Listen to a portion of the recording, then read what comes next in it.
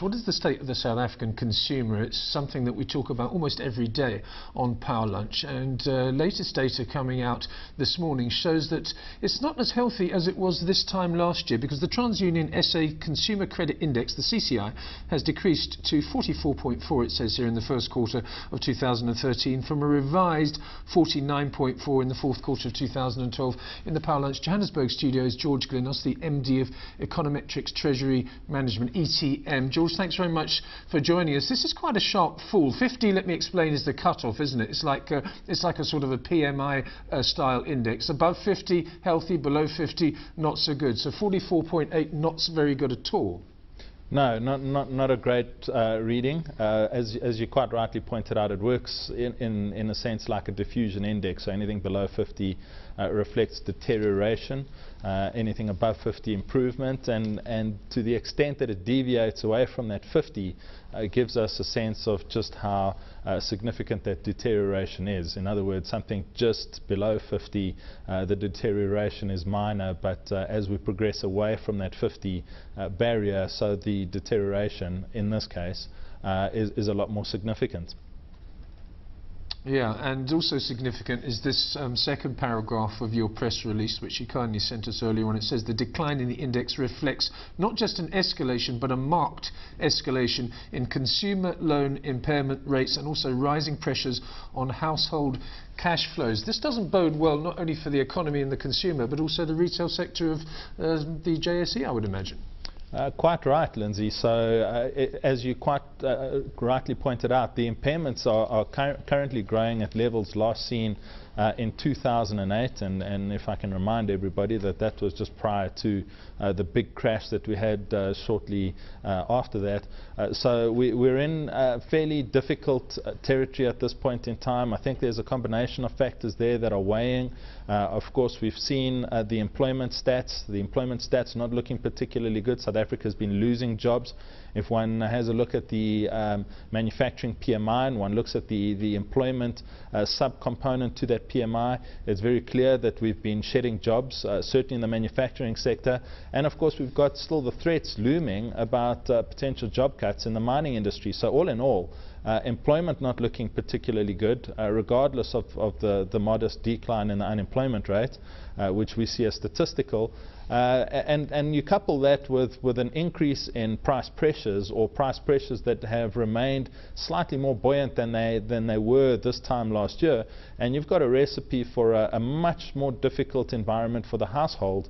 And let's bear in mind, this is before the Eskom tariff increases kick in, and before things like the e-tolls that may still come later this year. So all in all, it's looking like a trying time for households, trying time for consumers. And I think you're quite right to point out that this is probably going to impact both on impairments at a banking level and potentially at a consumer expenditure level for the retailers. We had ABSA's numbers out last week, and having a look at them, their impairments weren't particularly good. There was something like 63 or 64% increase, or something like that. I don't know if that's the case with all the banks. We've had Nedbank coming up with a trading statement this morning showing some good, healthy potential increases in headline earnings per share, something like 18 to 23%, I think they're estimating. But so these numbers are going to come through towards the third and fourth quarter, maybe. But the one that interests me is your analysis of credit card utilization, because people are using their credit cards because of all the factors that you've just spoken about. That's going to impact in the future when they have to pay these things back. Exactly right. So depending on the prevailing environment, utilization of credit cards, for example, can reflect distressed use of credit. So we look at that and we pay attention to that very carefully, monitoring the use of that credit facility relative to the opening balances of those credit facilities. And when it reaches a level that is a little too high for comfort, we know that that's potentially problematic for the future, and something that we'll need to keep an eye on. Again, it goes back to the same point we made a little earlier with regards both to the impairments and the difficulties that may be experienced by the banks and the retailers later this year. When you look at what happened this morning with the CPI, okay, some people are saying it's because of the reweighting and a new calculation of the consumer price index, but it came in at 5.4%, much better than expected. And when you see the sort of numbers that you're talking about now in your analysis of the consumer, it's got to be that the interest rates at best will stay flat in 2013, and even better, might even go down. So, of course, there was a lot of speculation following that CPI number, and you're right, 5.4 was a little lower than the 5.7 anticipated. You do get some vagaries, and this one was a slightly more difficult month to predict by virtue of the fact that there were statistical changes that we needed to take into consideration, one of them being the change in the base. But having a look at the breakdown, we saw that it was in fact the food component that surprised to the downside. Now, the significance of that is that if one has a look at the trajectory that we're anticipating through the course of the next 6 to 9 months on food, in fact the trajectory is still up. So we need to be careful about reading too much into this number, because by our readings and by the measures that we look at, which could govern price pressures at a food level going forward in the months ahead, the risks are still to the upside. And I think the Reserve Bank was quite right to mention that at the last MPC meeting. So we're not out of the woods yet. Inflation's still a little concerning to us, and we think that there's a high probability that we break above that upper limit of the 6% mark, which is why I would caution against anticipating too much in the way of rate cuts, although one can't rule it out completely. At this point, the inflation environment makes it a little tricky for the Reserve Bank.